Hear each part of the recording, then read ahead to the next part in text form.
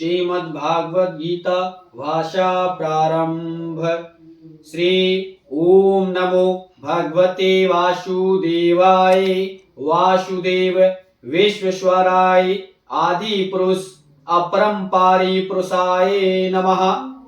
जगत बंधु ज्योति स्वरूप जिये की जानन हार। हरियस मांगन आयो दास प्रभु के द्वार। जो अर्जुन को श्री भगवान जी ने गीता ज्ञान दिया है सो मुझको मिले। वह वंजन भगवान श्री कृष्ण चंद्र जी से किशोरदास मांगता है। हे प्रभु, गीता ज्ञान के उच्चारण करने से तेरे पूर्ण ब्रह्मा को पाता हूं। हे प्रभु, मैं आपकी शरण में पड़ा हूं। किशोरदास और कृष्णदास जो दीन गरीब हैं, और आप कैसे हो जो संतों की विनय को मान लेते हो। हे कमला वल्लभ श्री कृष्ण भगवान जी, हे कृपा निधान जी, तेरे संतों एवं भक्तों के वास्ते मैं ये गीता ज्ञान भाषा में कहता हूं। ओम नमो भगवते वासुदेवाय। ओम नमः भगवते वासुदेवाय। ओम नमो भगवते वासुदेवाय। पहला अध्याय। जब कौरव और पांडव महाभारत के युद्ध को चले तब राजा धृतराष्ट्र ने कहा, मैं भी युद्ध देखने चलूंगा। तब श्री वेद व्यास जी बोले, हे राजन, नेत्रों के बिना कैसे देखोगे। राजा धृतराष्ट्र ने कहा, हे प्रभु जी, देखूंगा नहीं तो श्रवण तो करूंगा। तब व्यास जी बोले, हे राजन, तेरा सारथी संजय जो कुछ महाभारत के युद्ध की लीला कुरुक्षेत्र में होगी सो तुझे यहाँ बैठे ही श्रवण कराएगा। वेद व्यास जी के मुख से यह वचन सुन संजय ने विनय करी, हे प्रभु, यहाँ हस्तिनापुर में कुरुक्षेत्र की लीला मैं कैसे जानूंगा तथा राजा से किस भांति कहूंगा।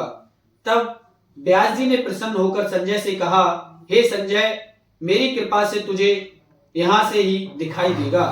व्यास जी के इतना कहते ही संजय की दिव्य दृष्टि हो गई और बुद्धि भी उनकी दिव्य हो गई।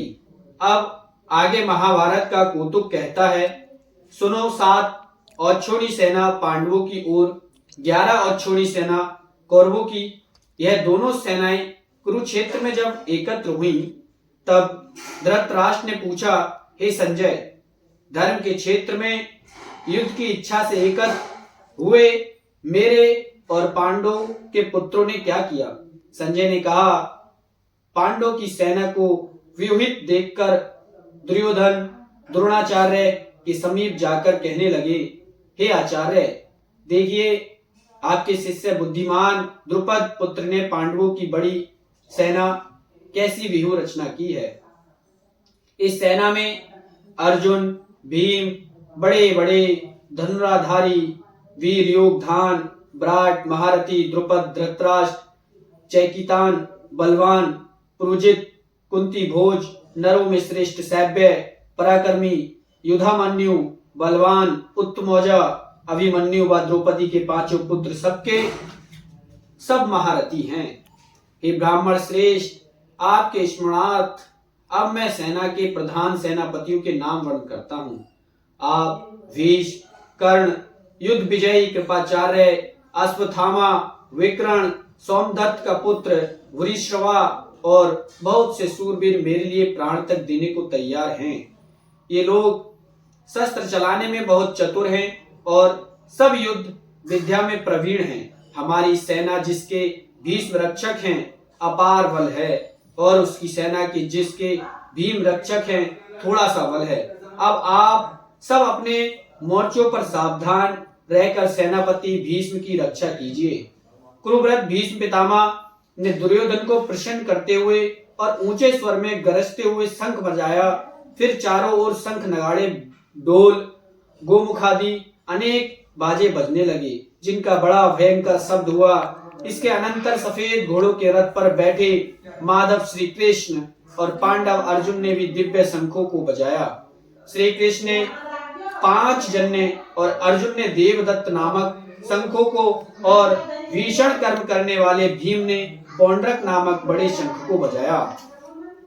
कुंती पुत्र धर्मराज युधिष्ठिर ने अनंत विजय, नकुल ने सघोष, सहदेव ने मणि पुष्पक तथा महान धनुर्धर, काशीराज शिखंडी, धृष्टद्युम्न विराट, अपारजित, सात्विक राजा द्रुपद और द्रौपदी के पांचों पुत्र तथा महाबाहु अभिमन्यु, इन सब वीरों ने अपने अपने शंखों को बजाया। उन शंखों के भारी शब्द से आकाश और पृथ्वी गूंज उठी और धृतराष्ट्र के पुत्र के हृदय कांप उठे।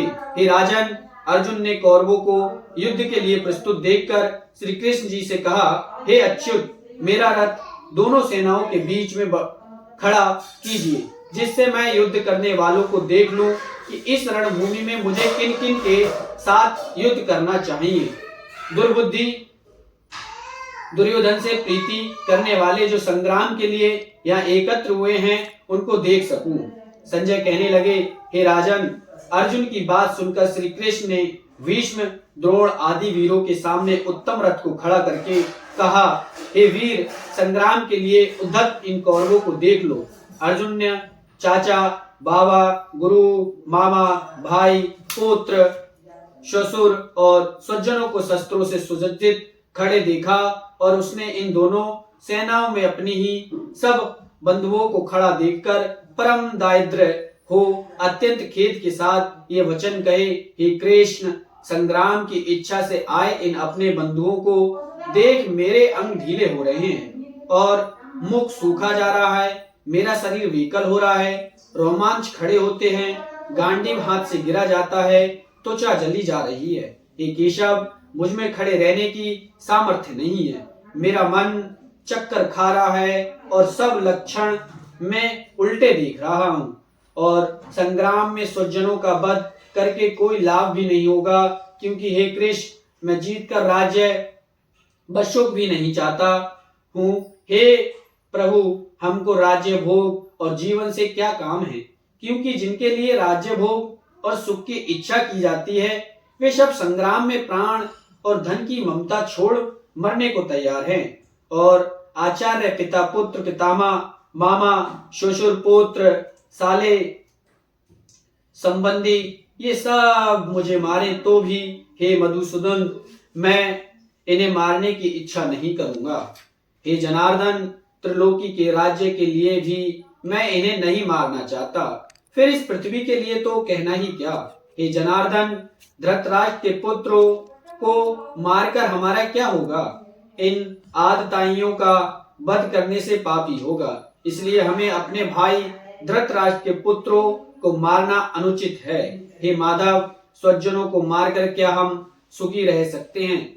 सब लोग के वशीभूत हैं और कुल के नाश करने तथा मित्र द्रोह करने में पाप को नहीं देखते। कुल नाश को जानते हुए भी हमको इस पातक से क्यों नहीं दूर रहना चाहिए? कुल का नाश होने से कुल की प्राचीन धर्म नष्ट हो जाते हैं, फिर धर्म नाश होने से कुल में पाप बढ़ता है।